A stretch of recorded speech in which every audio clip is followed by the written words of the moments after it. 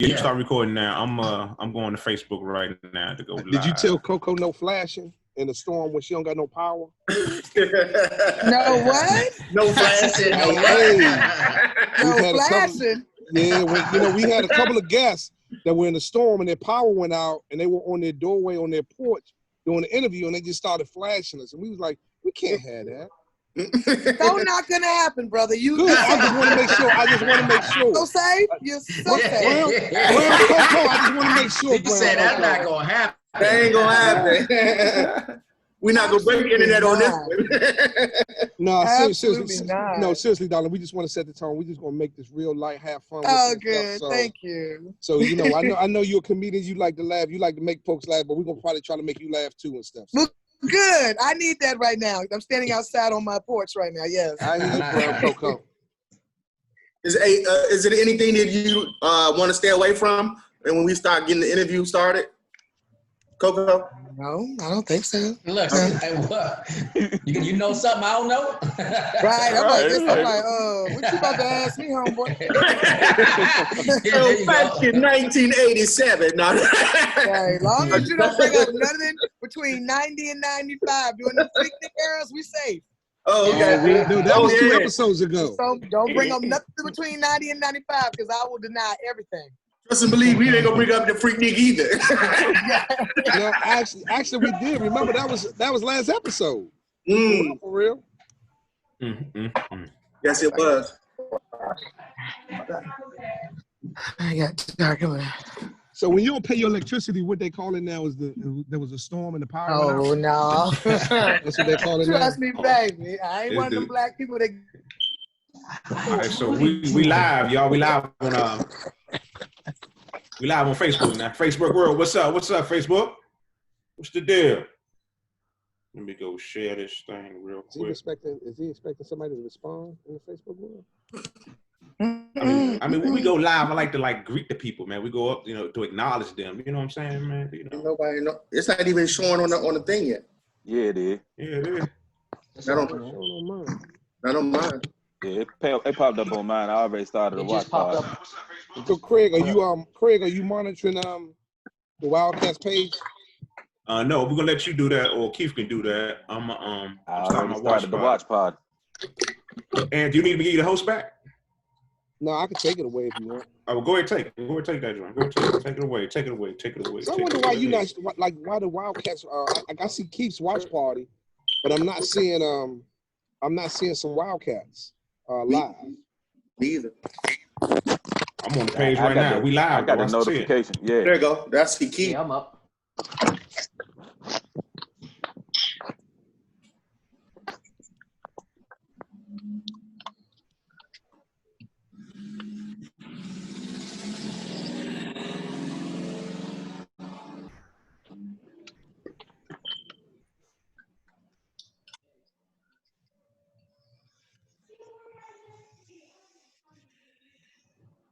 All right, Black, let's get rolling, Black. Give me 1 second. I'm trying to get my watch party started. Give me 1 second. Did this 15 minutes ago.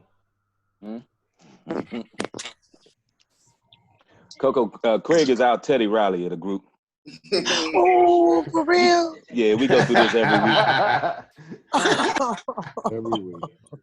Every week. Yeah, that would be me. How to go watch party. All right. So y'all ready? All right, so we are back at it. It's that podcast that's so damn good. Only some Wildcats can do it. And I am Craig Black coming to you live from the Zoomverse on Father's Day. Man, we got a show for you today. I got my family up in here. I got my man Ant, a.k.a. the Asian asshole, a.k.a. the old man. What's up, Ant? Hey, he cut his Willow's peak.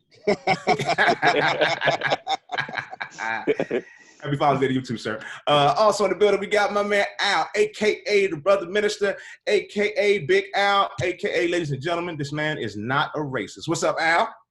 We live, baby. We live. Yeah, happy Father's Day to you too, sir. And we got my man Keith, a.k.a. Cat Daddy Keith, a.k.a. Keith the Freak. What's up, Keith? Let's say Black. Happy Father's Day to you, sir. Thank you, sir. Last but not least, we got my man Dirk, a.k.a. the wallet, a.k.a. the money, a.k.a. the sponsor. He pays all our bills and we ain't got none. What's up, Dirk? What's up, Black? How you doing this evening? Happy Father's Day to you and everybody that's on the line. Oh, he sounds like a politician, doesn't he? Like he's He running for office in this. He's trying to sell something today. Running for Prince George's County Administrator. We need some new blood. We need some new blood in office. You know what I mean? Hey, Black, say what's up to Dave. Introduce Dave, because Dave is on the Facebook Live and stuff. So go ahead and say hi to Dave. He need to be on here. We ain't got time for that. We ain't speaking to him. Happy Father's Day goes out to Dave. It goes out to Glenn and also my man Tony Bags. Them other Wildcats that are not here, okay? But in the Zoom verse we are. And before I go there, I got to break it down for people. This podcast is about us and our friendship over the last 35, 40, 45, 50 plus years. And it's about the topics we want to cover because we don't give a goddamn about what you think. It's all about what we think. But right now, you can see her, our special guest via the Zoom verse, Miss Coca Brown. All right. Well, hold on. She's a comedian. She's an actress, a writer, entertainer, full-time mom, and part-time superhero. Hailing from Newport News, Virginia. Now, see, I thought you was from D.C. This got me messed up right now, but we're going to keep it moving, all right? Mostly known for her lead role in Tyler Perry's Single Moms Club, and for better or worse, the hilarious comedian / actress Coca. Not Coco. Don't call her Coco. Don't call her Coca. It's Coca Brown. Yes. Treats her audience to thought-provoking humor in which she declares, I don't tell jokes, I tell the goddamn truth. Okay, we like that, all right? So Poland Rose, she's got them, such as FX, American Crime Story, NBC's Marlon, the most recently, Fox's critically acclaimed 911. All this has generated her a large and loyal following all over the world. Ms. Brown has also had guest star roles in several notable TV projects, including Two Broke Girls, Psych, The Soul Man, and Breaking Bad. Now that's my joint right there. I love that. She has also had supporting roles in major motion pictures such as Ted 2, which she was handpicked for the role of Joy by Seth MacFarlane himself. She also co-starred next to Samuel L. Jackson in Lakeview Terrace. That was a real good movie as well. And she was in Hers, and the Truth, which was one of the official selections for the 2019 American Black Film Festival. One time, which I get up for my friend from way back, one time for Coca Brown in the building. Hey! Coming to you live from the front porch. How you doing? Happy Father's Day to all you beautiful black men. Thank you so much. Thank you. We appreciate it. You was gonna run my whole resume. I said, Yeah. That's what we do here. about it. I said, I did do that. Yeah. All right, so Ms. That means Brown, you have a long resume. Just a little bit. so I be working. I want to understand. You ain't from DC. What the hell is? I thought you from. No, I see. People thought I was from DC because I started comedy. I started stand-up comedy in DC. Okay, but I'm right. bad news. Born and raised, baby. 757. All right. You okay, know. All right, yeah. All right. Because that's why I met you doing comedy in DC. I was like, damn. I just knew you were from here. You had exactly, and people thought I was well. from there, but I had graduated college and I moved to DC after my first job, and that's where I started stand up. Okay. All right. So let's go right to it. Let's talk about, first of all, the top of the news. Another comedian, D.L. Hughley, passed out on stage.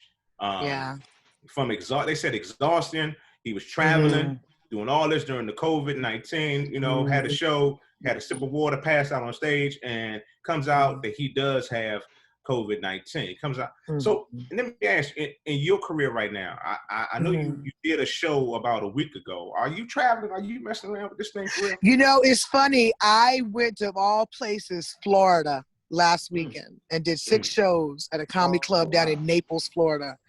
And you did that on purpose? I ain't gonna lie. Every time I cough, I'm like, oh, Jesus. And it's like, I think I am gonna go get tested next week just to be safe. Yeah. Because it is just me and my 8-year-old in here right now. I feel fine. He said he was asymptomatic. And the thing is, I've been checking my temperature. My temperature's fine. But, you're talking about 6 shows. Average show, we had about 100 to 150 people because they could only operate at half capacity now. And then people weren't wearing no masks. And then people wanted hugs. And they wanted pictures. And they walked up on you. So just to be safe, I'm probably going to get tested next week just to be safe. That's real. That's real. This shit. Yeah. And that's what I think. Especially, I think people are taking this not serious enough, especially in Florida and Miami down. No, nobody was wearing a mask. Nobody. It was crazy. I went, of course I was at the club, so now the staff wore masks. All the staff had on masks. But the audience and the comedians, no. I even bought these little microphone covers to go on my microphone, which was fine. But even still, with the germs are coming up to me, I had to run to Staples one day to print out some more of my menus for my business.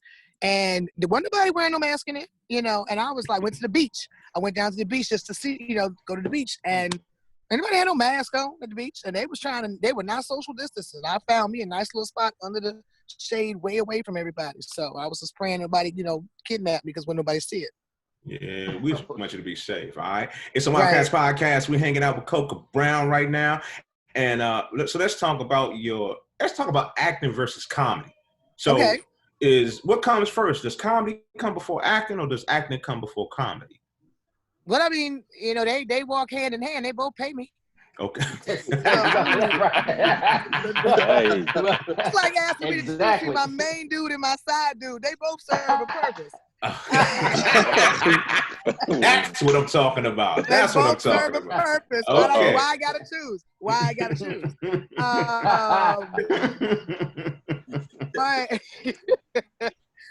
But real facts. Talk, I started. It's funny. People think I did my first play when I was 10 years old.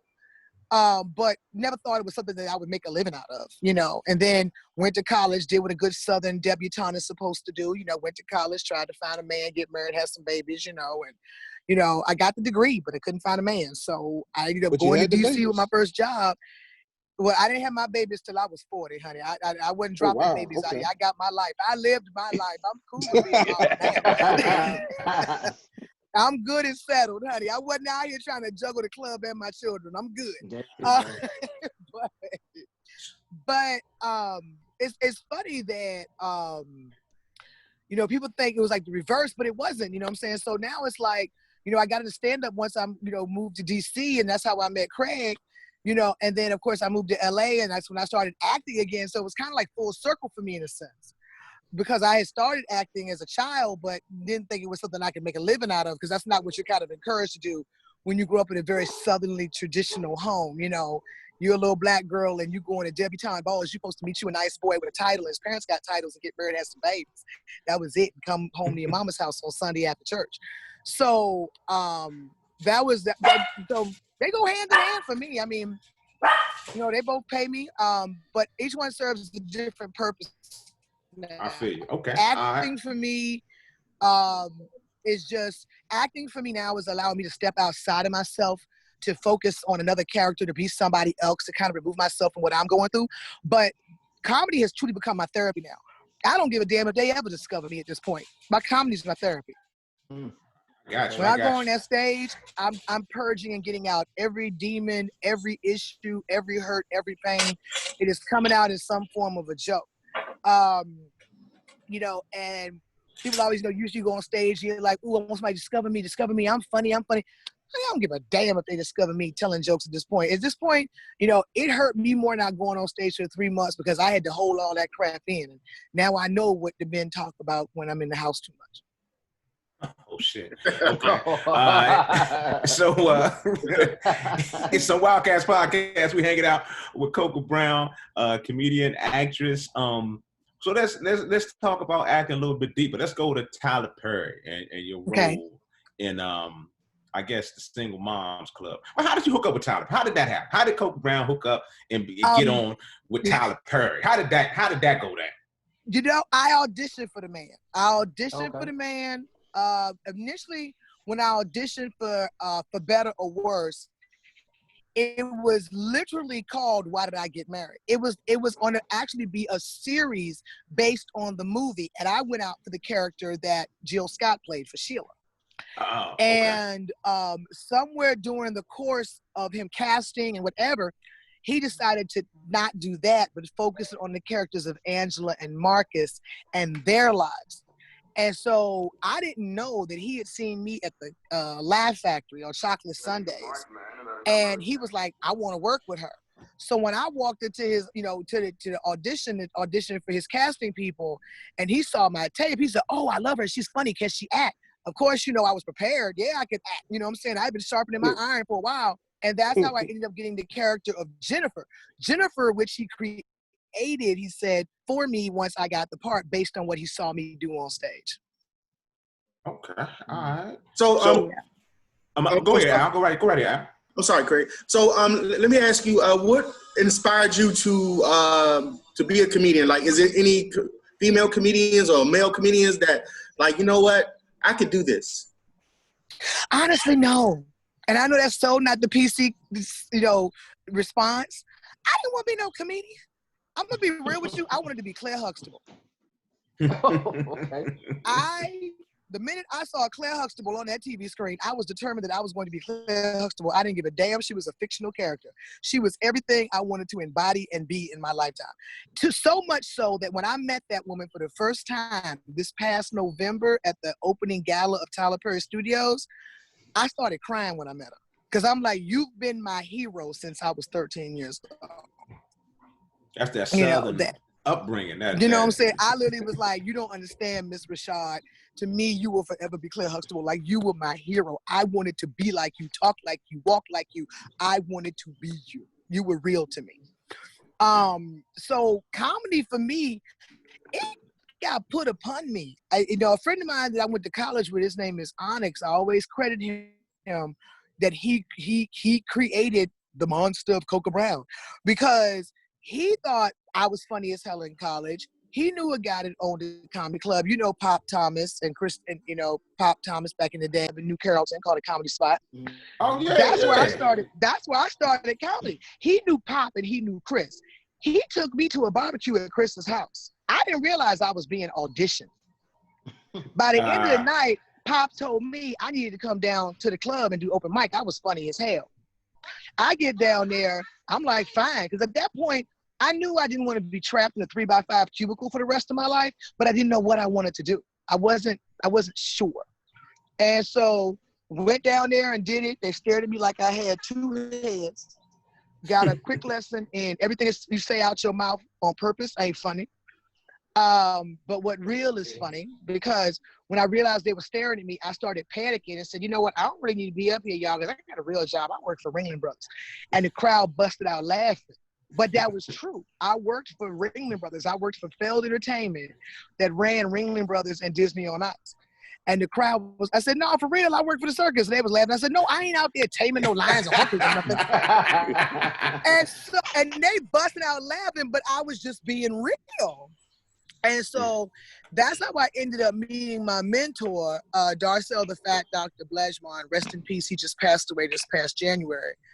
And he mentored everybody out of DC. If you're a DC comedian, at some point you have sat in front of the Fat Doctor. Martin Lawrence, Tommy Davidson, Dave Chappelle, Tony Woods, Donnell Rollins, go down the list. We've all sat in front of this man and gotten some of his gems. This man was like the godfather of DC comedy.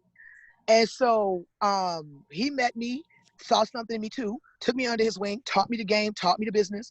And then a comic named James Bean came up to me one day. I was at one of the little open mics, and he said, "You need a stage name. You got so much energy and so much spark. You need a stage name." I'm like, "For real?" He was like, "Yeah, because I was going on stage. It's my real name. I was going on stage as Farrah Brown." And next time I saw James Bean, he walked up to me and he handed me a piece of paper, and I opened it up, and the name Coca Brown was circled. He said, "That's your name." Wow. That's how Coca Brown. I didn't want to be no comic.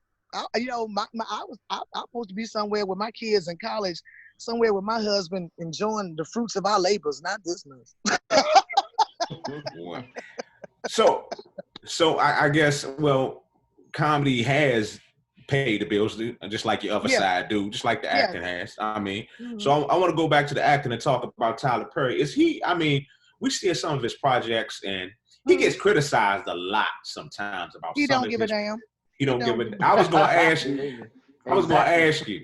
ask you straight up. Is it something that I guess that he doesn't even talk about? Does he mention it sometimes? I mean, how? Yeah, he'll talk about it, but he don't care. That man is worth billions. Yep. That man own a whole movie studio. He ain't got an answer to nobody in Hollywood. He is his own Hollywood. He don't care. He'll talk about it. We laugh, he'll laugh about it. He'll talk about it. Now, don't get me wrong. Certain things, I mean, I'm sure he's human. They get under his skin. But I think at that point he drinks his Kool-Aid and realizes who the hell he is. I mean, and I tell people all the time, like, is he really nice? Is he this? Is he that? I said, he's as nice as anybody can be that owns a damn empire. That's real right there. Yeah, that's real. So I have a question. I saw, Craig read, I guess, your resume. So when it came down to like Samuel L. Jackson, could you give us some input on that? On how that was amazing. Sam Jackson's so damn cool. Motherfucker. So cool. That was my first move. That was my first major motion picture that I did, was Lakeview Terrace. And I was so geeked to be working with Sam Jackson. I mean, who don't love Sam Jackson? Of course, when you look at him, all you see is Gator from Jungle Fever. But I just really wanted him to do that dance one time. Yeah. Do that dance, Gator. Right. I need that but TV, he mama. Was so Get that real, TV. Man. Huh? I say you need that TV, mom. I'm sorry, I was going right, exactly. I was going to hand him a Mr. Goodball and see if he did that dance for me. But but he was so gracious and so cool. He was so cool that I didn't have but 5 lines in that movie. And they tried to cut 4 of them. Dang. And wow. Sam Jackson stood up for me and basically told the director, dude, she got to say them lines because I'm going to sound stupid as hell saying what I'm saying and she ain't said what she said. So thanks to him, I was able to keep 3 of them lines. Because the editors did what they want to do. But he was so cool that, we were talking on set. He was dropping pearls on me, man. We went and, ate breakfast together one morning, on set, and we were just talking. Cool as hell. And what I loved about him too, and will always love and respect him for, is I saw him like years later on a plane from LA to Atlanta. And did he do the line?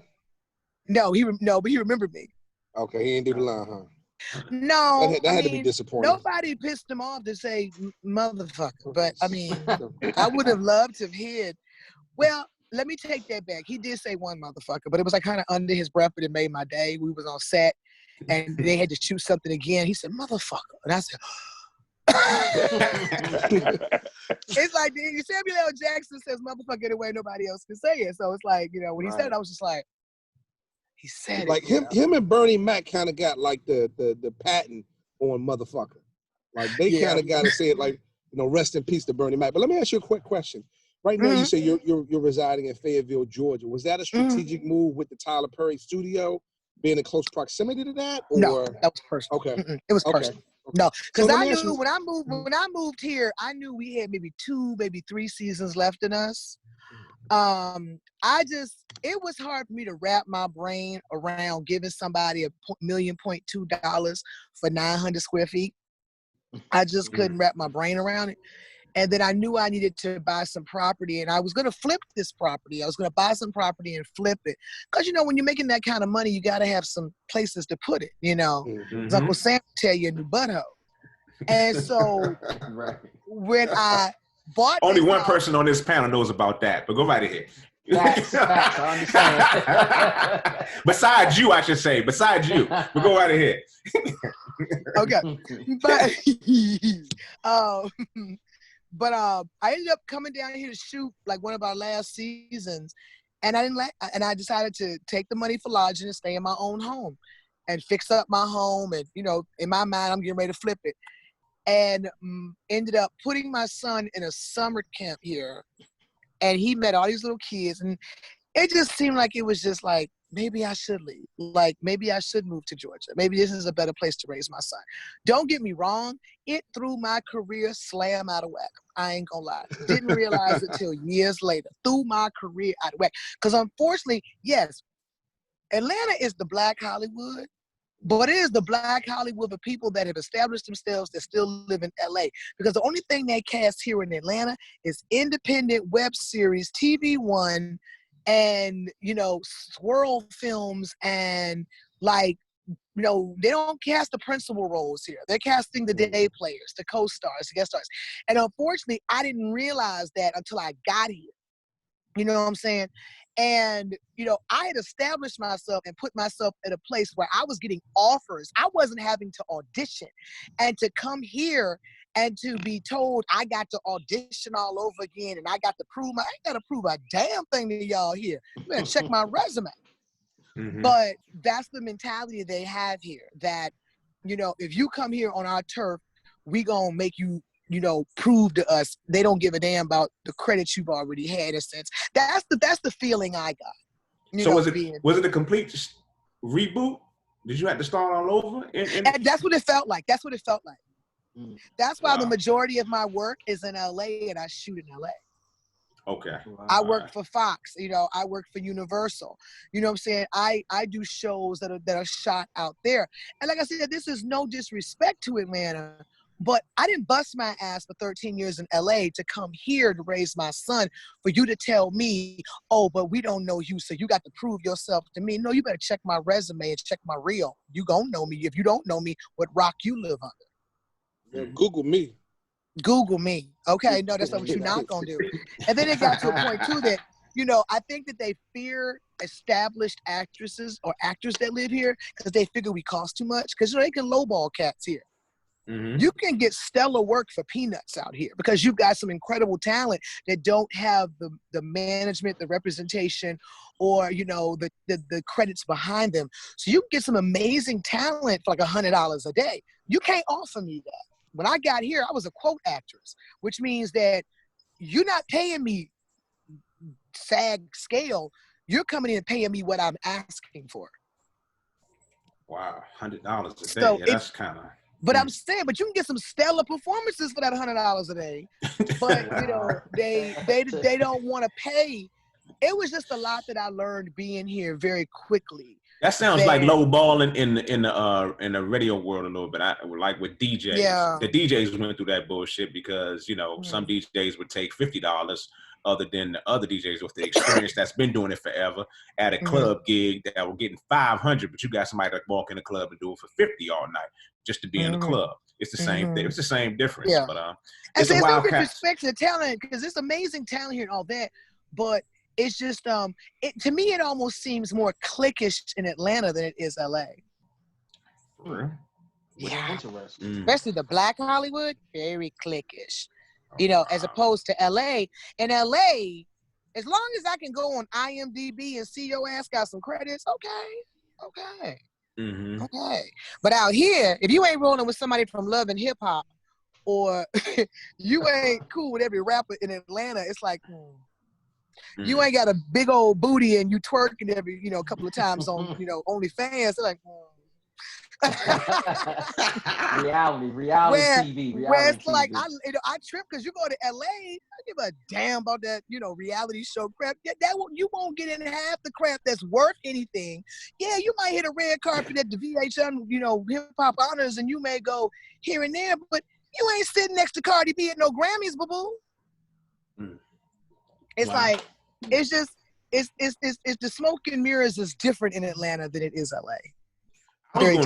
I was gonna ask you about being just a straight up Black actress in Hollywood, but I guess it's two different Hollywoods right now. You got Atlanta Hollywood and you got LA Hollywood right now. Absolutely. I mean, whereas in LA, I'm not gonna front. Most of my work is on white shows. I don't get called to do those TV One movies, those Black films. I don't. The only Black film I've done is Tyler Perry. But I'm trying to figure out my resume. I've got plenty of films on there. Black Hollywood has their favorites. They have their favorites, and that's who they stick with. And if you, you were with Tyler Perry, so I'm trying to figure out how did they take you out of that pot? Honey, how the hell did that happen? How did you come out of that pot? Let me tell you something, honey. It ain't them that hate that man. Okay. Okay. All right. All right. It's us. I hear you. Us. I hear you. We hating. It's a Wildcast podcast. We're hanging out right now with comedian actress Coco Brown, and she's running down Hollywood right now. And y'all goddamn haters, boy. It's a bunch of them.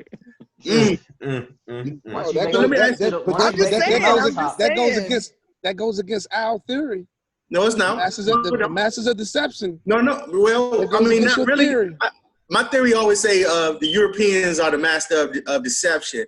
But sometimes I always put also, you got to be careful with the people that looks our color, because they're even more dangerous, because they could be super agents for the Europeans. I mean, my thing is this that I've realized is that, you know, I hear more negative talk about that man from people that look like us than I do to other.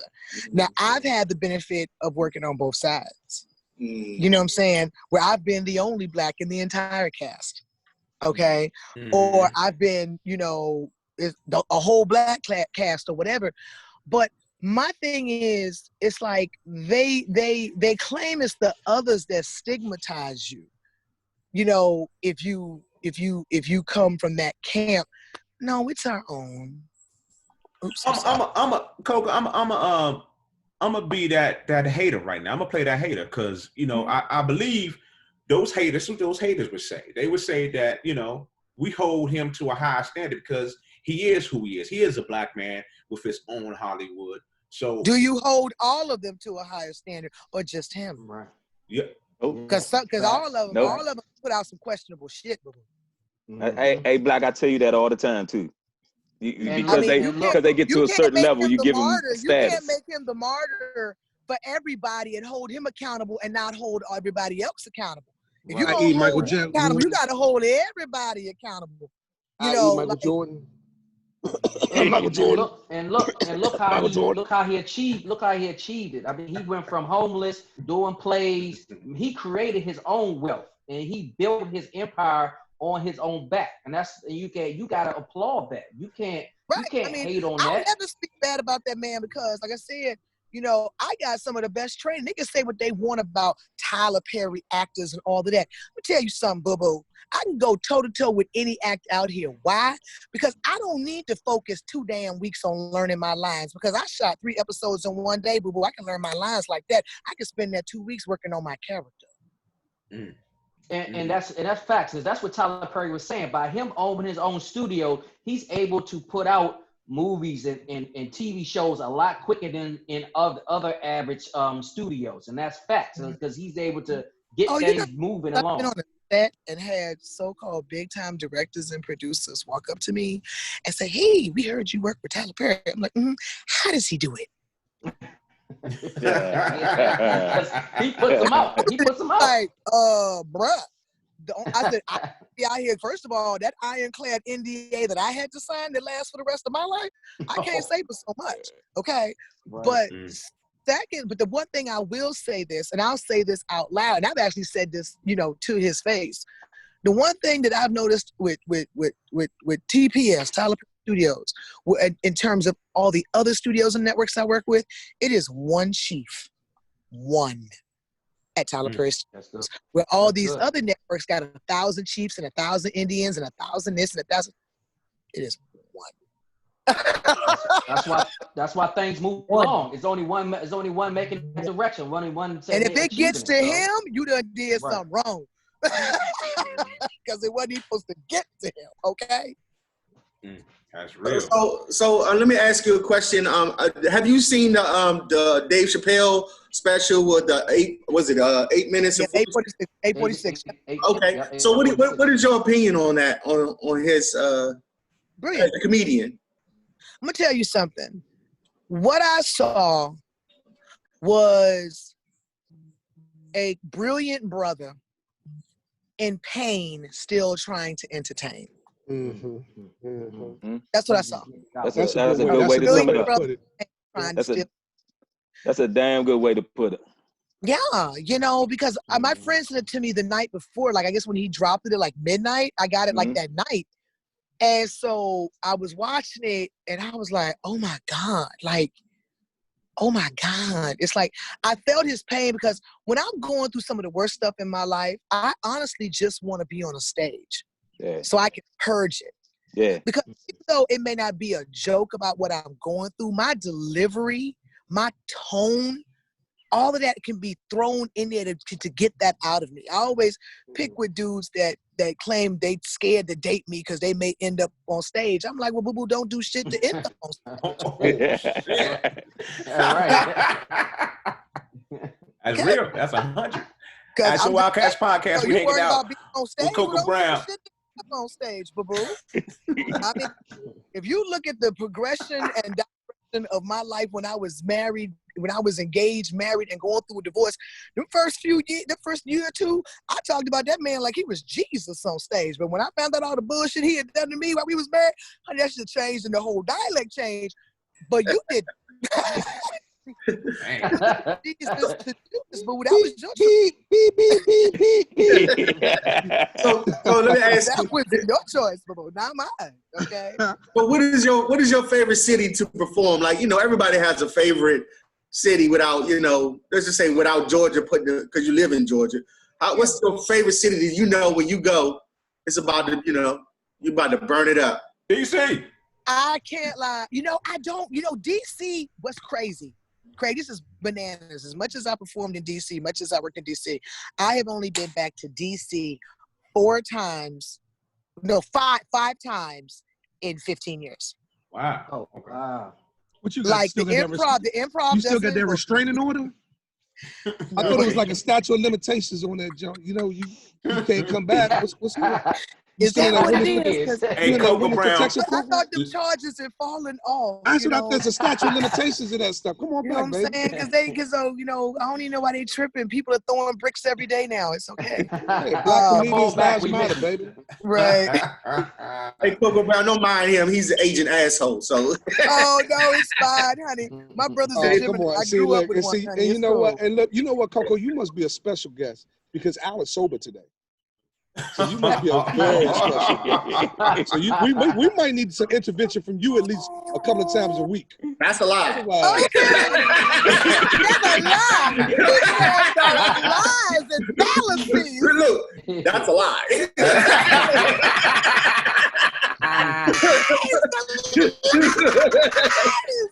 Oh my God. Oh my God. Well, you carry it well, brother. You carry it well. Thank you. So Wildcats Podcast, we're hanging out with a Coco Brown, comedian, actress, and we just shooting the shit right now, talking some real. This is the most conversation I've had with black men in months. You still gotta tell us. What's your what city, like Al said, what city that you prefer to perform in? And you was New York.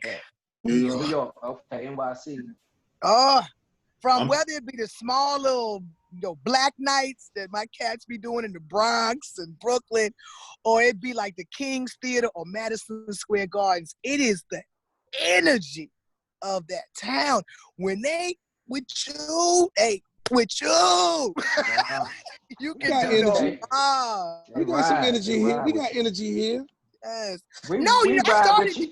I love DC. It's like DC used to be the joint. They still are. Like I said, my first time, as a matter of fact, I'm gonna be at the DC Comedy Loft the third week of August. This will be my first time doing an actual comedy club in DC in probably 18 years. Like seriously. Oh, wow. Okay. Because the Improv don't book me. Now, mind you, I'm in Baltimore every year at the Baltimore Comedy Factory. I'm there every year. Yeah. Okay. But for some reason, never got booked in DC unless I came. I came with Mike Epps and we did, Constitution Hall. I did, Lincoln Theater a few times. Did like some little. I did the Bethesda Jazz Supper Club with Joe Claire. Okay. Pleasy. But those are like one-nighters, but. So some Wildcats we're gonna book something. We're gonna book you bringing in DC with some Wildcats production. Yes. I'm so happy to be talking to 4 black men right now. I just feel ooh. Yeah, it's only 4 of us in here because one is not a man, actually. But anyway, it's a Wildcats Podcast. What? Maybe that's why I feel so comfortable because I live outside of Atlanta, honey. You gotta get used to that. Hey, Black. Right, Look, Black. She on her phone. She can only see 4 at a time, man. That's why it's 5. It's 5 of us. There's a female on here. I thought you were looking at, they mix up Ant all the time. It happens. So, you talking about me? Oh, Black, you was talking about me? Man, putting them out there like that.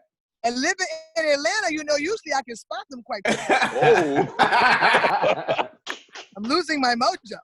Dude, keep muting me, man. Adam's apple. Come on. Hey, Al, we about to send you back to the attendees room, man. What did I do? I didn't say the joke. Craig said the joke. I'm sorry. You're right. I'm sorry, Black. I'm looking at Black and saying Al, but we about to send Al, be a Black to the back to the panelist room. Hey, man, this is a Wildcats podcast. We're still hanging out with Coco Brown.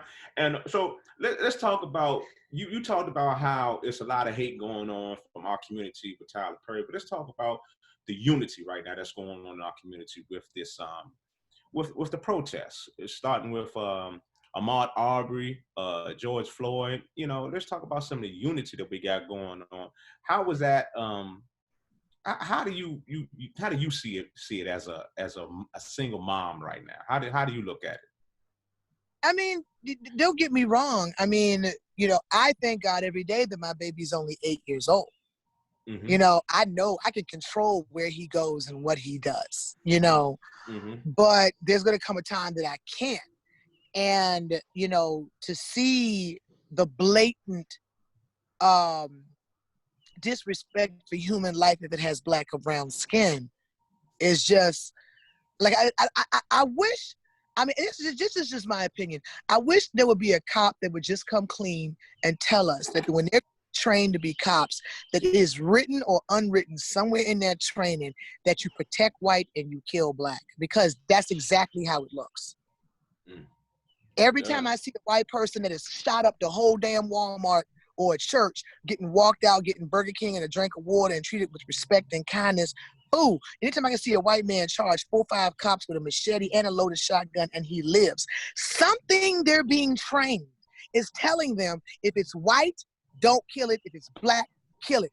Because how is it that a white man can charge a bunch of cops with a machete, a loaded shotgun, or whatever, and the man lives and giving a drink of water to calm him down, but a brother or a sister with a broken tail light gets killed? I don't know what it is that I wish somebody would come clean that's within the behind the blue badge and just tell the truth, because it don't make no sense. It just don't make no sense. Most of these people are non-violent offenders who are getting gunned down, but yet a white person that is obviously violent as hell is breathing. I think also too, with everything that's going on with our people, right now it's our young people that are carrying this movement. Because you got to understand, most of us 70s babies, our parents had come off that kumbaya from their parents, that we had got our civil rights, we could vote and drink out of the same water fountain, ride in front of the bus, and they felt like we had that kumbaya period, that we was all good. So we didn't go through that period. Like, I caught the butt end of that whole black militant thing because I had a couple of uncles that was, real militant, but I didn't get it, the influx. These new kids, all they've seen since they've opened their eyes is police brutality. All they've seen is systemic racism. All they've seen since they've opened their eyes. Where we had that nice little rainbow and love period where everybody was like getting along because we finally got some rights or whatever. The thing is, somebody just pulled a cover off that shit. They just put a cover over it. Yeah, because like the point, just to add on to your point, I had mentioned that with that, with the kids today, it's easier for them. They have a library right there in their hand, so you can't be on the news and tell them one thing so they can just look it up themselves and they see. It's hard to tell somebody something when they can see the video and get a library in their hands. Exactly. It's too hard. And exactly. And I appreciate the youngins that's carrying this movement. Mm-hmm. Exactly. You know what's interesting, man? Because again, up until within this whole last year, subliminally, when you looked at the news, if there was a white perpetrator, you would not see their mugshot. you would see just a picture of them out chilling. But it's like now you see slight changes, it's just slight changes from the subliminal perspective where now you're actually seeing their mugshots. You're actually seeing them looking crazy and stuff. Where before, the only person you saw in mugshots was us. Yeah, like you said, and it was like nonviolent. But they still do a one-sided perception because when I was no, in without Florida question, without question. Yep, because when I was in Florida last weekend, of course, I'm watching news. What's going on in Florida, and I don't know if that was a call for a sneeze, so bless you.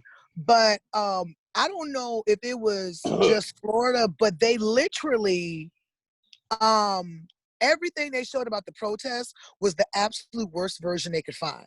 It was with bricks and people lighting fires and people doing this. And I'm thinking, why do y'all perpetuate this is the only part of the protest? Why is this on every news channel? Why are you showing them this is the only aspect? But that's what they do. They want to create a fear and a panic amongst those who don't understand it and then scream that we're labeling their fear as racism. But if that's the only thing that you're showing and perpetuating, you're not giving them all four sides. You're only giving them one side and letting them decide. But this goes back to what even with what Al was saying with Dave Chappelle and what you were just saying about all of us being 70s babies. All of us are right at pushing 50. We right there at it. 71. We was born 71, 72. Well, hey, Anthony might have been born in 65, but everybody else was 60, was pretty 64. much 64. Everybody else here was 70, 72, 71, 72. But Dave Chappelle, I mean, the way that he presented his that 846. I sent, like you said, you got it early. You got it about 12 o'clock that night. I didn't see it until 6 o'clock that next morning.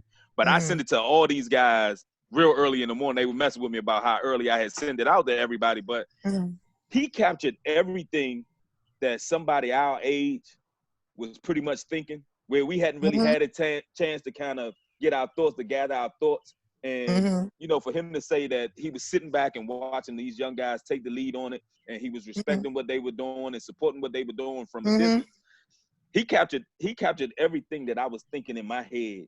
Absolutely. He said it. And I thought that was probably one of the best ways that it could have been summed up, even with his delivery, and he still made it look like, for the people that was just watching him as a comedian, he still kind of presented it to them as some kind of comedy that he was trying to put out there. But for everybody else, we got exactly what he was saying. What do you tend to do when you're uncomfortable? You tend to laugh.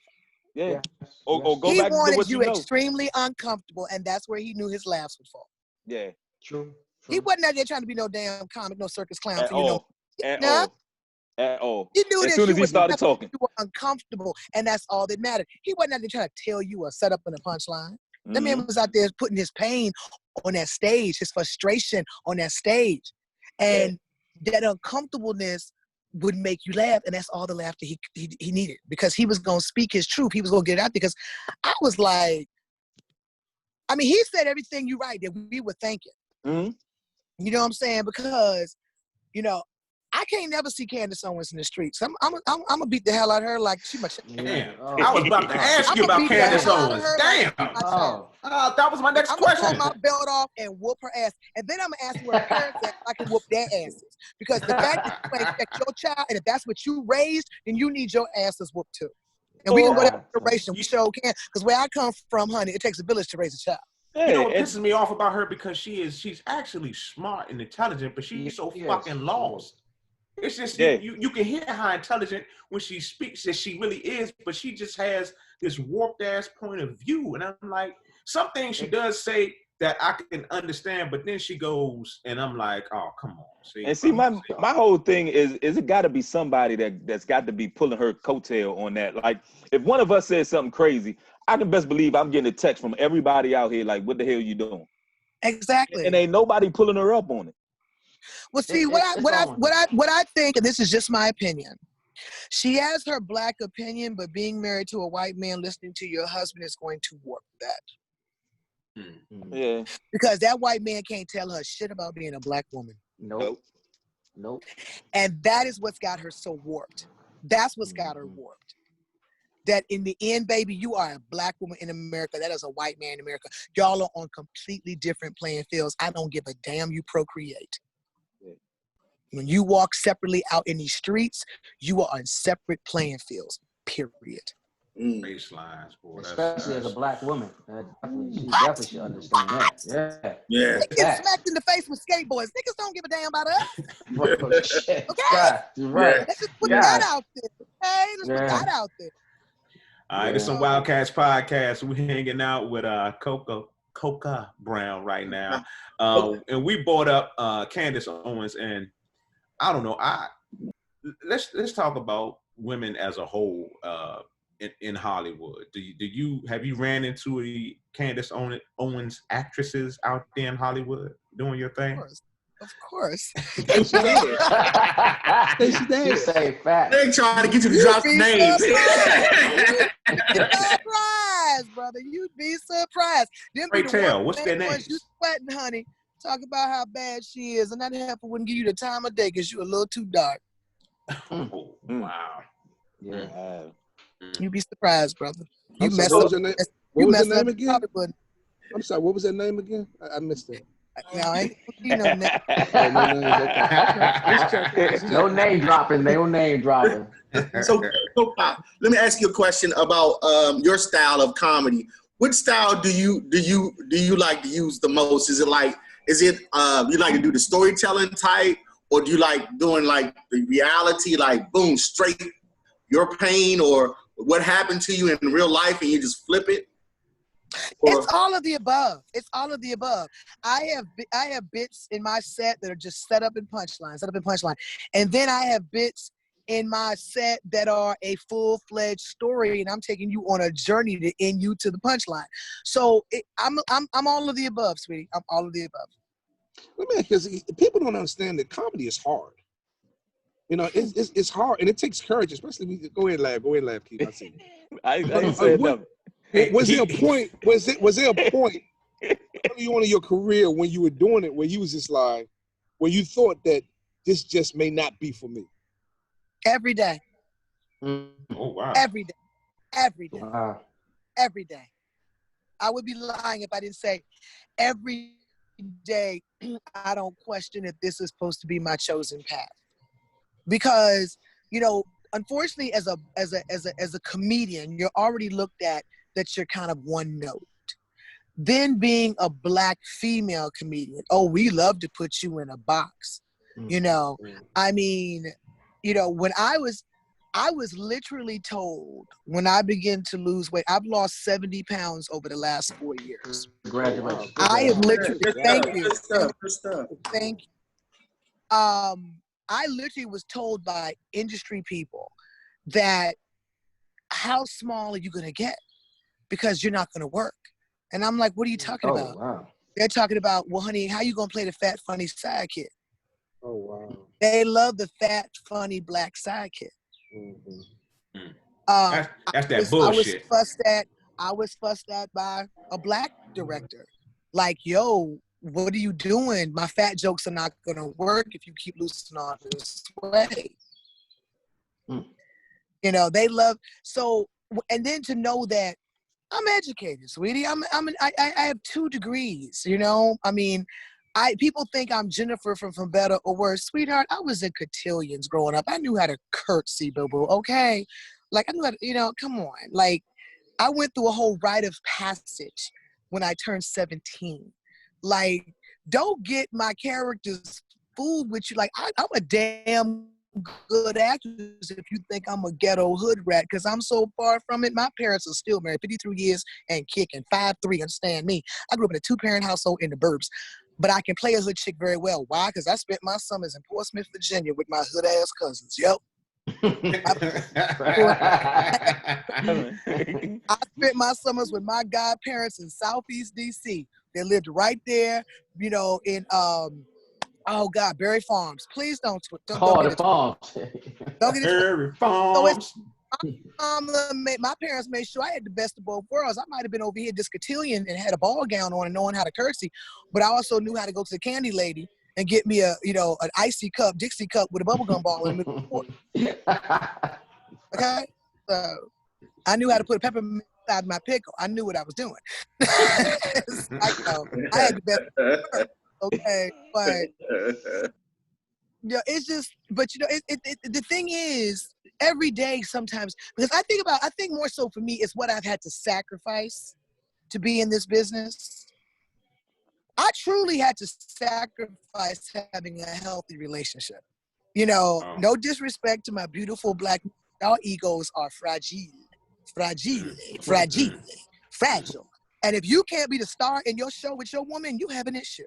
So finding a man that understands that his spotlight is on his woman and not him, that's a whole nother animal, baby. Yeah, that's real. That's real. That's a whole nother podcast for that one. That's real. Put an exclamation point on that one. Everybody froze. Whoa. Like, man. Don't let my characters fool you, baby. They don't call me the female Cornel West for nothing. There it is. All right, this is the Wildcats podcast, hanging out with Coca Brown, and man, we appreciate you spending this time with us and talking. So don't get to see you, Craig. Hey, it's been a long time. This is how far back me and Craig go. When you was at, it was at KISS, right? Was it? Yeah, no, it was WPGC actually. Okay, and you had the overnight show. Overnight show, yep. Morning at Ringling Brothers, but I would come and hang out with you at 2 in the morning. Yep. Do some damn radio. Probably had about 19 listeners, but I did it for the craft. I was dedicated to my craft. Okay. Yeah. Overnights, boy. It was you, my man Red Grant, Skiba used to come through everybody, man. That was back in the day. You show so much love to the comics in DC. You gave us a platform when platforms were hard to come by. So I appreciate you, brother. It's all good. It's all good. Y'all made me a star too. Hey, it is what it is. All right. So we appreciate you once again for hanging out with us, Coco. So how can people get in contact with you? What kind of projects you got going on? Talk about it. Talk about your line that you got out there. Yes. So I have 2 lines right now I'm super excited about. One got started pre-quarantine and one got started in quarantine. Pre-quarantine, the Coca Brown collection. I created a line of CBD-infused body scrubs and pain relief creams and hand sanitizers. So you can go to the CocaBrownCollection.com. That's COCOA BrownCollection.com. And 10% of every sale goes to lupus research and the National Lupus Foundation. I'm sorry, Miss Rube, I'm doing an interview. You need to come around this way. It's real. I'm it's sorry. 100% real. That's my nanny coming around. Also, too, you guys check out if you are into legal edibles. Everybody needed something to get over the depression, the anxiety, insomnia of being stuck in the house. Well, I created a CBD line of edibles, brownies, pound cakes, cookies, muffins, cooking oils, ants butter. Makes eating crab legs a wonderful experience. She make it sound like it's delicious. It is.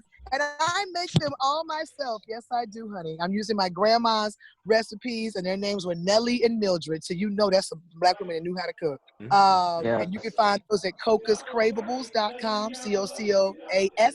Craveables, CRAVEABLES.com. You guys can always just Google me, Coca Brown, COCOA Brown. I'm everywhere on Facebook, Instagram, Snapchat, the whole 9. Just don't forget that A in my name, Coca Brown, COCOA Brown, because if you don't, you'll get a porn star, and that's not me. Wow. Okay, so one time, y'all give it up for comedian, actress, entrepreneur, Miss Coca Brown. Y'all give it up. We appreciate you hanging out. Thank you. Thank you, guys, and happy Father's Day to all of you, okay? Thank you so much. Thank you. We appreciate you. Bye, darling. All right. Bye-bye. All right.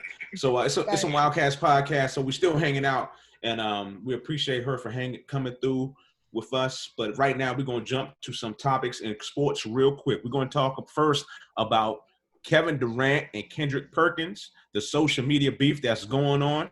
My man KD called Kendrick Perkins a straight up sellout. And you know what? I'm going to agree with KD right here, because on the basketball side, though, on the basketball brotherhood, I believe Kendrick Perkins did sell out Kyrie Irving. It doesn't.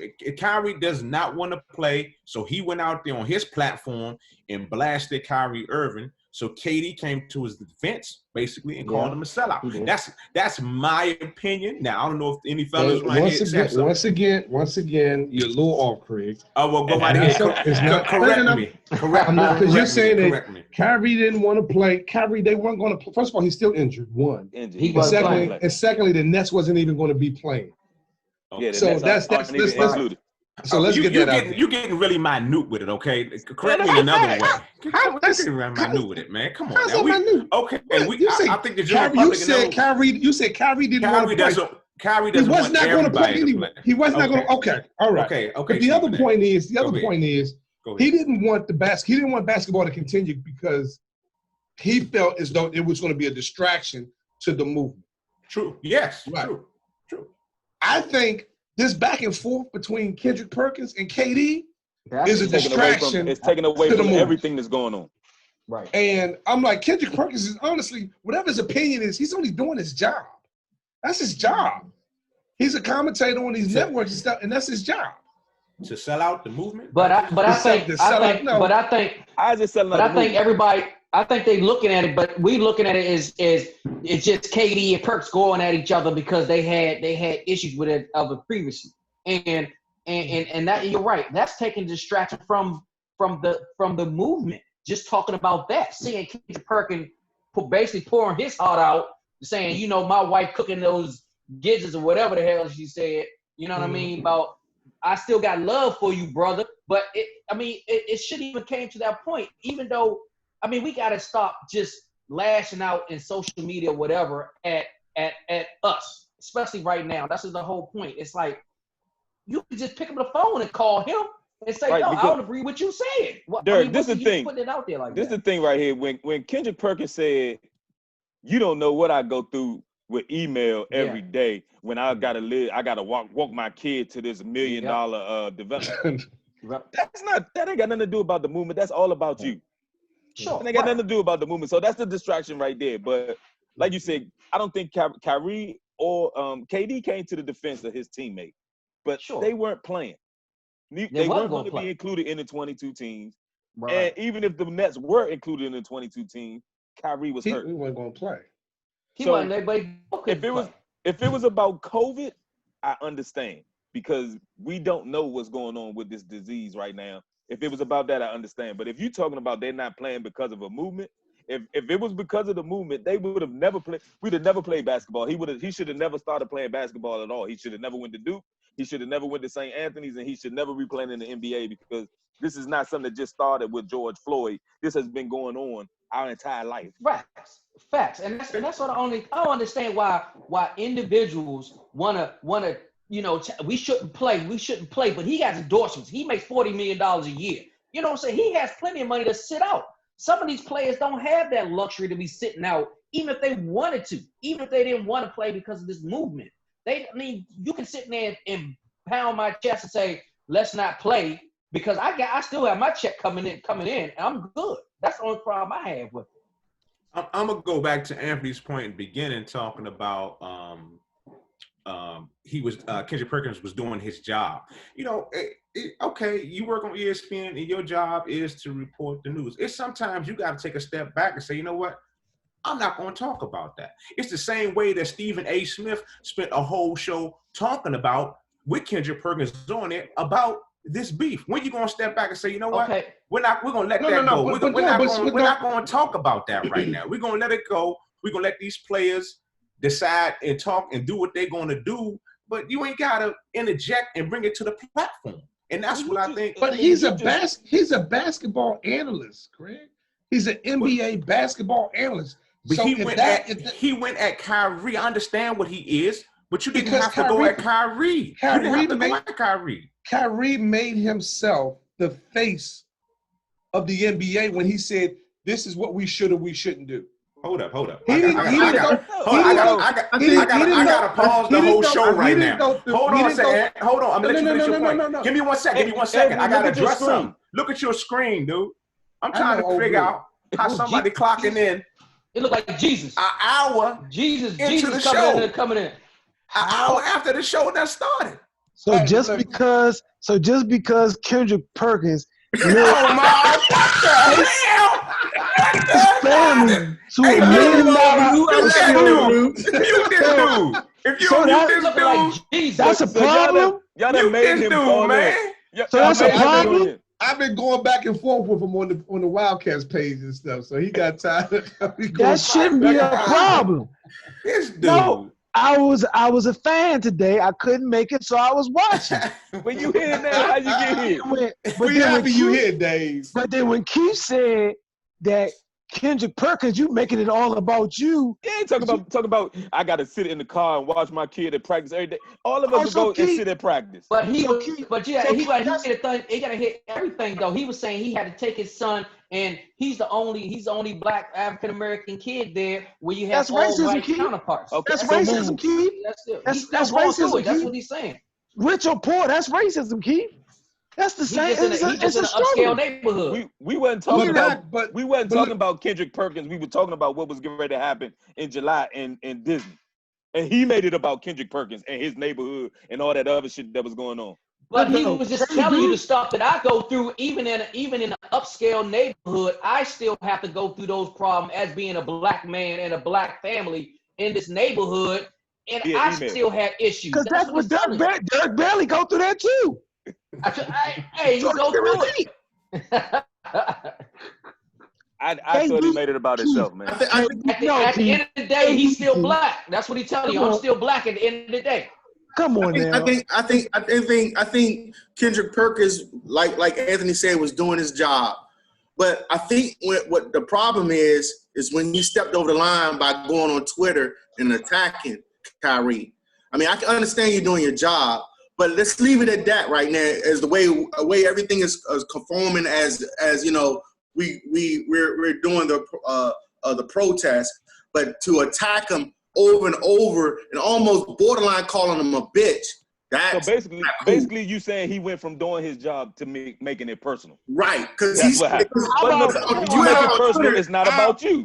So but hold on. How about KD? How about you let Kyrie defend himself? Why you got to jump in, knowing you and Perkins already had? But this Dave, beef? you know they already had issues. Dave, you know they've been having issues already. So that's the problem. If somebody says something about me right now, you're not going to address it. Who? Even if you see it before I get a chance to see it, you're not going to address it as my partner. You're not going to address it. Yeah, but Keith, if I already know, you just said yeah. No, you're right. I will jump in for you, but I'm gonna still let you speak your own piece. Knowing if I got a beef with the dude already and it's a public beef, why I'm gonna jump in it? Because you know it's gonna make it about them too. That's it. Yeah, and that's what's happened. And that's because what they already had issues. Yeah, and Kendrick Perkins is a sellout. Okay, all right. No, he's not. It's a Wildcats podcast. That wasn't a good choice of words. That's what Stephen A. say. It's like, man, he could have expanded upon what he was saying than just called him a sellout. I mean, that's almost just like I'm talking to you and I smack you in your face. You know what I'm saying? I'm gonna smack you. What you gonna feel like if I smack you? That's what that type of word saying a sellout looks like. But I think Stephen A. was trying to magnify the word and take it to more of a type of a racial plantation type of sellout. He was calling like an Uncle Tom type of thing. No, he was saying he was a sellout to his basketball brotherhood. He was saying he was selling out his basketball brotherhood.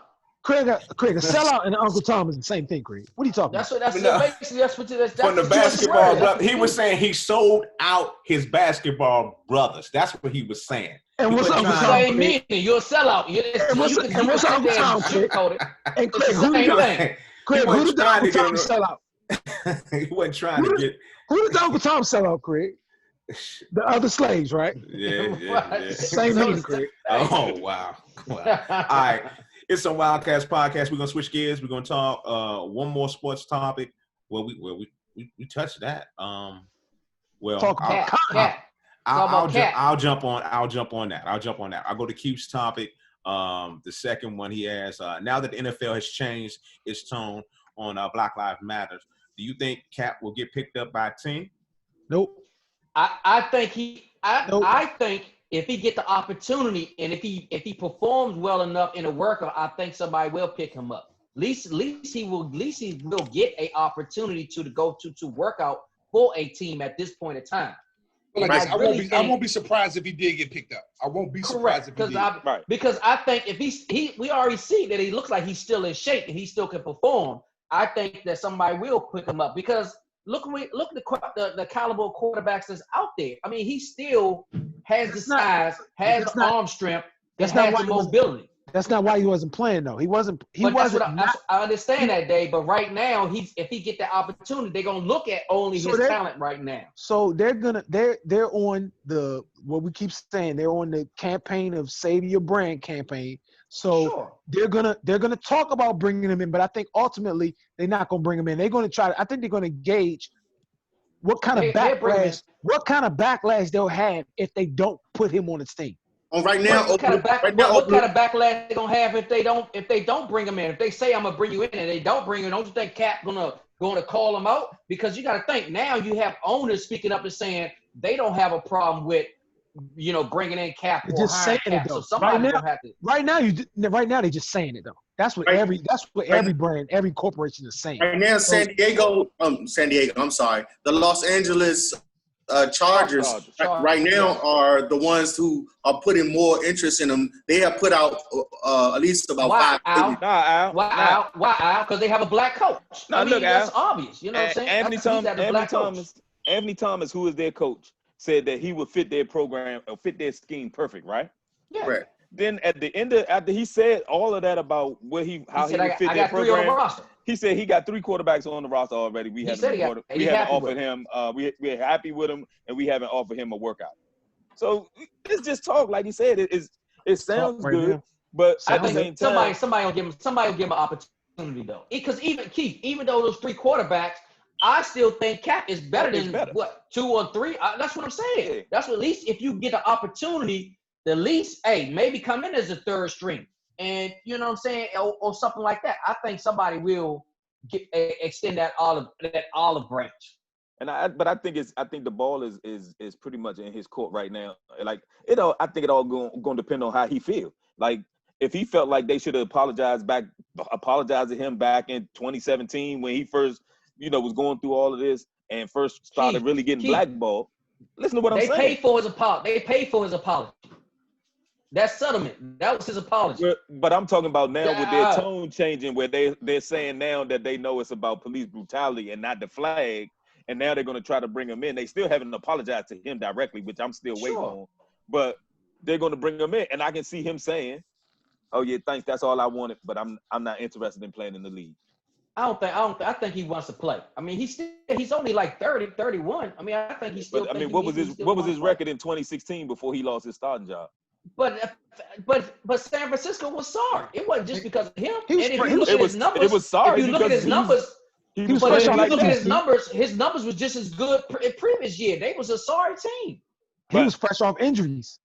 Regardless of what the situation was, they was thinking it up. Now, right now, you can't tell me when they bring somebody like what's the dude that they brought out of retirement for the Dolphins that had played with Jay Cutler. He's way better than a Jay Cutler. He's better than half of these quarterbacks that's on these rosters right now. He should have had the opportunity if they bring Bama's out of retirement. Agreed. We all agree on that. That's all I'm saying. Right now, if they don't bring him back, so if they don't bring him back, we boycott football, right? That's what it needs to be. Yes. But he should get more. Yes. We might not have no football. But Dave, I think it's going to we know it. Derek is the only one. Going to be different.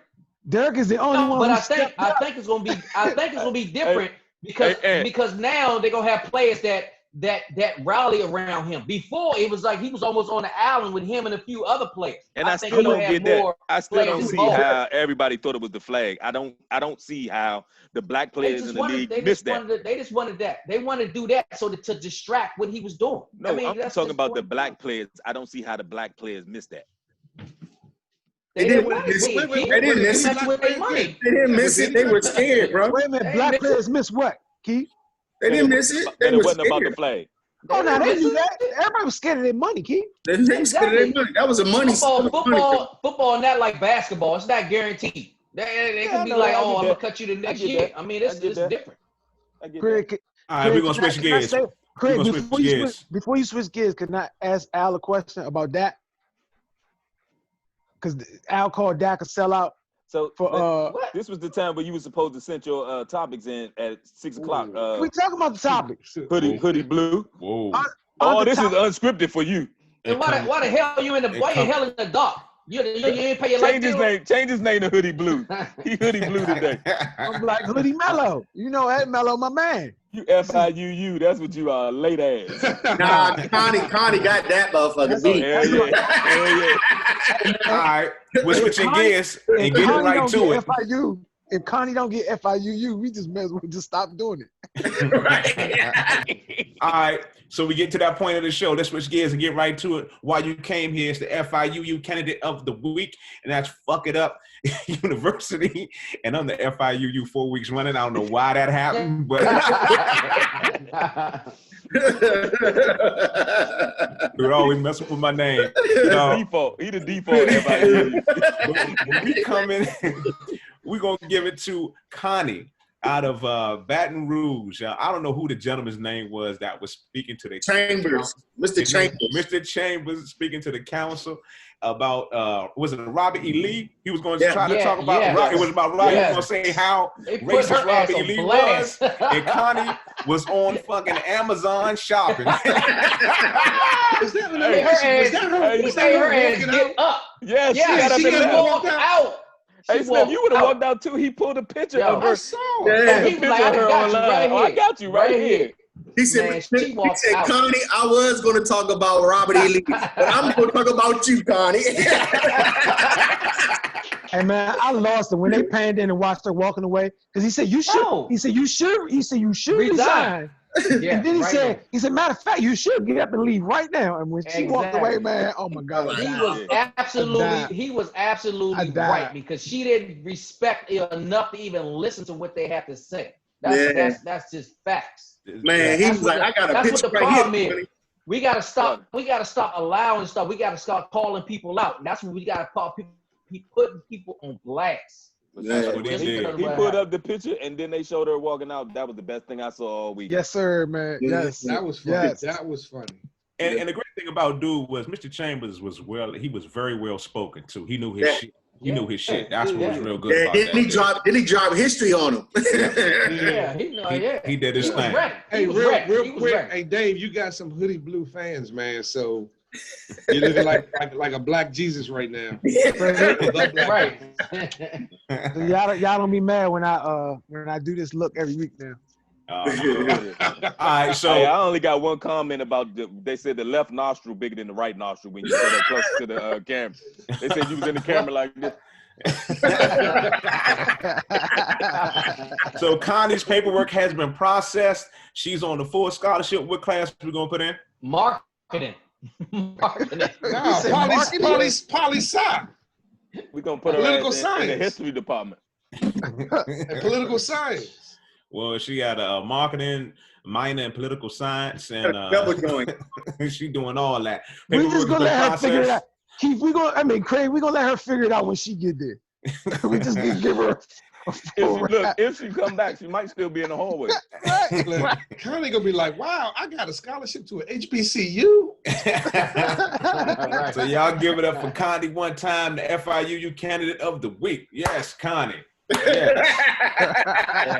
Just one quick one, Craig. Damn, that's all Connie. Right. FIUU, one clap. Hey, one time I want to say happy Father's Day out to all the fathers out there watching the show right now. We appreciate y'all via the Zoomverse and from all my Wildcats. Today, Dave, I told you happy Father's Day, even though you were an hour late, you didn't show up. You know, we appreciate you jumping in. We just glad. Just don't find me. Just don't find me. Oh Lord, we ain't gonna say nothing else about that. All right, so there it is, another show. We appreciate y'all checking us out. You can catch us all over the net. We're on SoundCloud, we're on Spotify, we're on iHeartMedia, Apple, iTunes, on your favorite podcast app. We are some Wildcats. Shout out to the Burton and Craig Shields Foundation. Check out our website, thecraigshillsfoundation.org. Community Cuts for Kids 2021. We planning right now for next year, baby. We planning right now for DC and St. Louis. So, fellas, anything else y'all want to say? Anything else y'all want to say? Fuck Connie. Yeah, fuck Connie. Okay. And Malik, that's for you. So now we can just talk some shit. We live on Facebook still. What's up? Yeah, Craig, I'm glad your boycott of the barbershop is over with, man. I don't know. He should have stayed. He should have stayed up that jungle. Look, the widow's peak still walking around with no mask on up in the barbershop. You see it? I see it. Now he got a big ass line in the middle of his forehead. Hey, Craig, didn't somebody tell you on Facebook to stop looking in the camera like that? Hey, you know what? You know what? He was on a photo shoot. It's always them dudes with no hair. Take that hood off, Dave. Let's see what you're working with, man. Oh, I got hair. I got hair. I don't know what you're talking about. On your bed. It might not come in. Look, I was fucking with Dave on the Facebook Live. Dave was like, man, fuck this. I got to get into this conversation. I was gonna leave it alone until Keith said that. I pulled you out. You know how I am with KD. You know that. Look, Dave was on the typing all hard and shit. So is KD sensitive? Is KD sensitive? I'm like, damn, why you typing 6 times, man? Is KD sensitive? You know, when I started to jump in, correct me if I'm wrong, but did Coco Brown say that Anthony had some ATL's tendencies? Oh, yes, she did. Did she say that? No, but I said that they get her. What she said was only 4 minutes in the podcast, and I said, "Well, Anthony gets Anthony mixed up sometimes." And she did say that shit. She was like, "Oh, he got some ATL tendencies." No, I think because she was on the phone, she could only see 4 on there. Yeah. She could only see 4. That's why she said 4. Then Craig gonna throw Anthony on the bus and shit like normal. I just got him before he got me. He done got somebody. That's all that was. I just got him before he got me. You know. I play my role, man. I can take the heat. Anthony get a text from his mama saying, "Baby, what your Craig talking about again?" that was his aunt last time. Who was bullying you? I said, bullying me? What the hell? That's never days. Nah, man. I was just sitting there, I had my headphones on. I heard her say something about, it's always one of them or something like that. I was like, oh, she talking about Anthony. And look, I'm sitting there laughing. And I'm like, oh, you talking about me? Y'all talking about me? Yeah, he didn't even realize it. No, I like her. Go thing supposed to come on tonight. I'm sorry. It's on now, but it come back on again at 10 o'clock. Okay. It came on from 8 to 10, and then it come back on. It come on again at 10 o'clock. On TV1, right? I didn't realize it was 2 hours long. What's that? I recorded it. That's good shit that it's 2 hours long, no? It's called The Beat Don't Stop. Yeah. Hey, for everybody right now, I'm gonna go ahead and express my I'm kind of feeling some type of way. They ain't asked me to be a part of that shit, but it's all good. Radio 1, TV 1, Media 1, whatever y'all are. It's cool. I appreciate that. That's what I'm just the only motherfucker that had the first person that had an all old school go-go show in the DMV. Yeah, that's all I am. But I appreciate that. It's all good, though. It's all good. You was trying to sue Jay-Z when he when he did the copy. What was it? Overnight scenario. Craig was on that. Craig was like, we need to sue him. Man, ain't nobody. You know, Craig. So Craig, I mean, you has been. Oh, shit. So we're the only thing that's keeping you viable right now. Oh, damn. Irrelevant. I'm just saying. Wow. Yeah. Wow. Hey, Craig, I don't know why you just Black, man. You know, turn sideways on you too, Black. You're not even relevant anymore and shit. Thank God for the gay Wildcat. I tell you that much. There you go. You ain't in the club no more. That's why you Craig. Look, it's about time you came out, Craig. You know, it is Pride Month. You don't need to be ashamed of yourself, man. You don't need to be ashamed no more. Trying to mute me. You came out for Pride Month, boy. We appreciate you, man. It's your time to shine. You and your Rainbow Coalition and stuff. So. Yeah, I feel some kind of way. Because I see don't even know why you feel that type of way, man. You know Urban One, Cruddy One, Radio One, whatever the fuck one they are some petty motherfuckers anyway. Tell us how you really feel, Al. They must have paid some of Al checks up. No, man, I'm good, man. I walked away real good. I'm just saying, they some old petty ass motherfuckers over here. All right, we'll never be on Radio 1 now. Well, y'all would, but they probably say Al pick us up. They won't pick us up. Nah, like he's about to say, Al, they pick us up. They'll be like, but you know, Al got to go. Al can't be on this shit. That's funny, boy. Hey, any questions from y'all watch parties? Nah. Nope. Nah, I ain't getting no questions at all. Everybody Y'all shit was dry. I was on all y'all watch parties. It was dry. Oh, man. That's fucking Dude. No, but so we had a steady flow of about like between 10 and 11 people. Hey, Al, Chop says, say it again. Al, say it again. That's my man Chop. He know what we went through up there, petty old one. Hey, what's up, Malik? Malik is checking us out, y'all. What's up, Malik? What's up, Malik? What up, Malik? Malik. Yeah, man. It's all good. We had a bunch of good talent up there, man. They squandered all that shit. Yeah, it's radio. That's just the whole radio game. That's the game, though. That's the game. Gotta move on. That's what you gotta do like Tyler Perry. Create your own production. There it is. Media outlet. Do your own thing. That's the only way you can do it. But yeah, you know what I'm saying? You saw what happened to Ticket when they got rid of him. What did he do? He did his own his own radio show on the internet. And what did it do? It got him down Atlanta. Yeah, but most of them cats already made a name for themselves though. Yeah, I was like, especially Tick was on BET for like 15 years. Tick was on BET forever. Yeah. But you guys look at Ricky Smiley. Ricky Smiley doing his own thing too. Whatever he happened with, he was going Malik, through. He was doing his Malik said, "Y'all bitter ass ex-employees." You think? Yeah, right. Ain't nobody been over this motherfucker. I walked away. Nigga didn't get mine. I just wanted to be interviewed about go-go music. That's all I wanted. But yeah, but anyway, old Blue, about Dak. I was just saying, this nigga, only reason he just came out talking about the kneeling, I was wondering why they came out of left field. This dude about to sign his contract. He is sitting on close to $40 million, Al. No, I'm good. I'm good with him. I'm good. We know what he is. But look, that's the franchise tag. That don't have nothing to do with what he negotiated. That's franchise. Just like what Kirk Cousins was doing. No, when I say sitting on $40 million, Keith, I'm talking about the contract sign. I'm not talking about the franchise.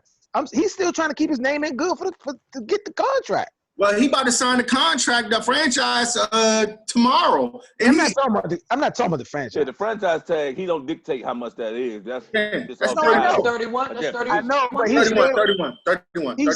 he's still going to try to keep his name in good with the owner that he's trying to get the highest paid he ain't getting salary.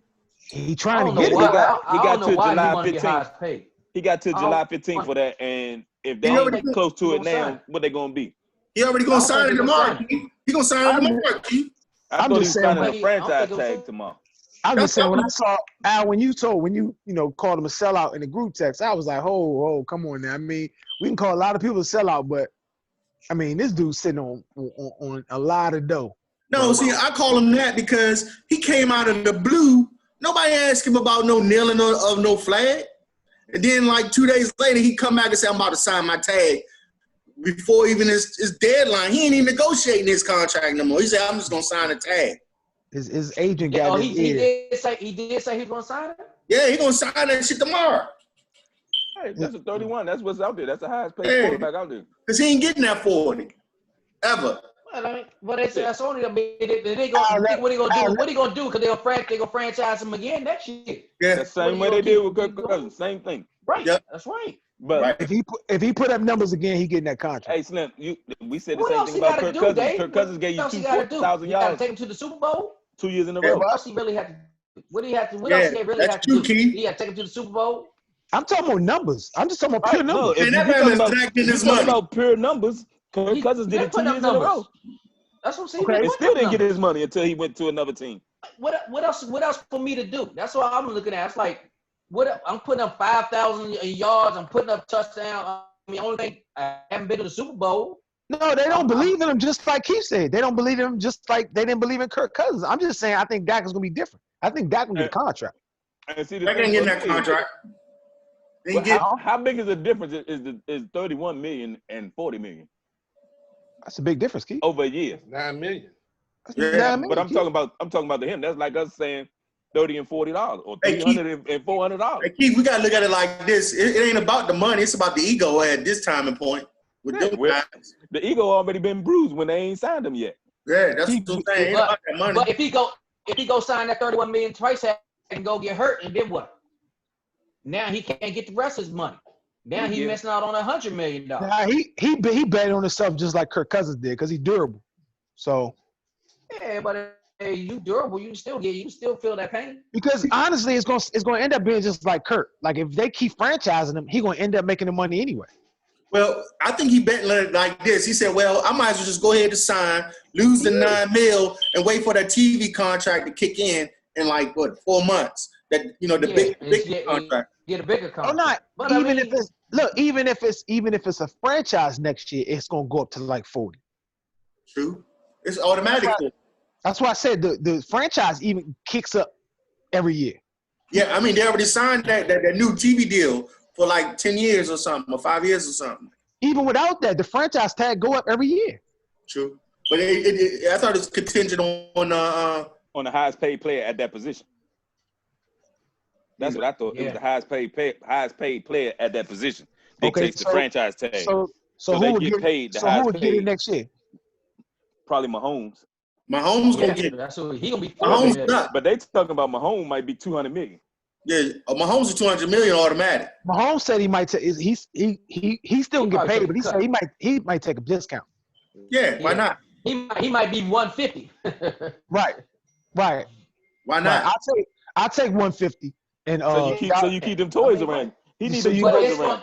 Right. But it's gonna be that guaranteed money. You know what I'm saying? That's what it all comes down to. Yeah, cause if he's smart, he would do. If he was smart, he would do the Tom Brady thing. Take that discount. Keep them weapons around you. Man, that dude gonna get $150 million guaranteed. Yeah, that's guaranteed. But hey, he keep his weapons around him. He gonna lose some pieces doing that shit though. No, he won't. That's why he's saying he's taking the discount so he can keep the pieces around him. Yeah, he keeping the pieces around him. That man got a track team out there. Man. 150 million. How many years you think that's going to be? 150 million. It's gonna be 6 years. It's gonna be a 6-year deal. Yeah.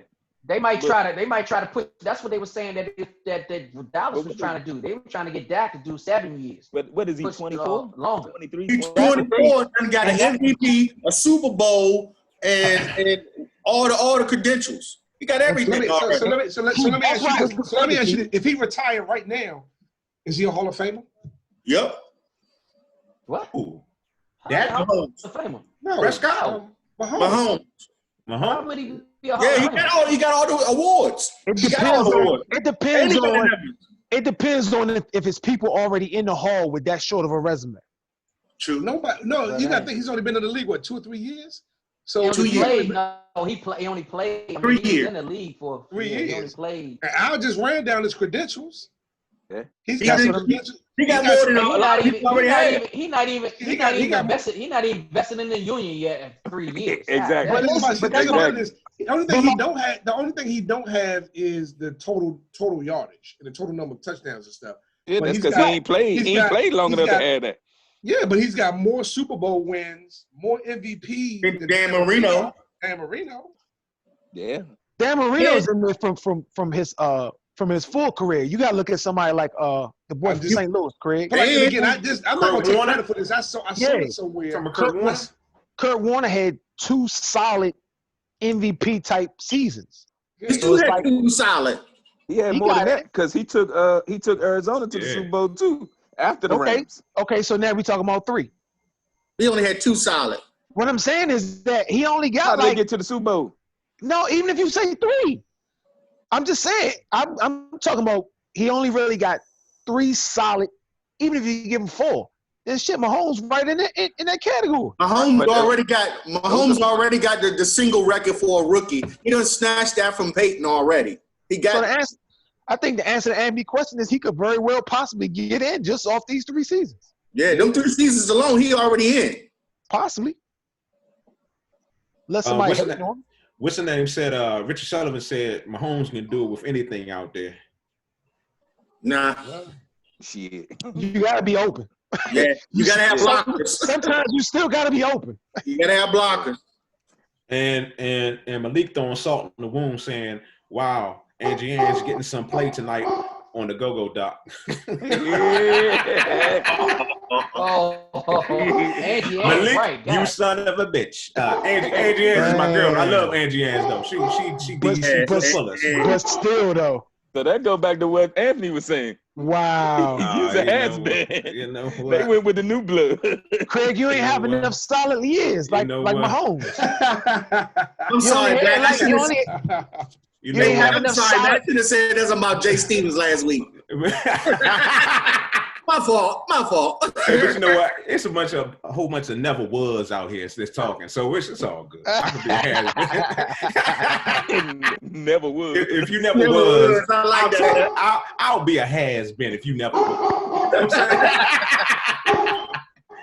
Hey, Black, you my man, because I sat in with you on a couple of those 2 to 6 a.m. and introduced myself to Donnie Simpson when he walked in at 6 in the morning.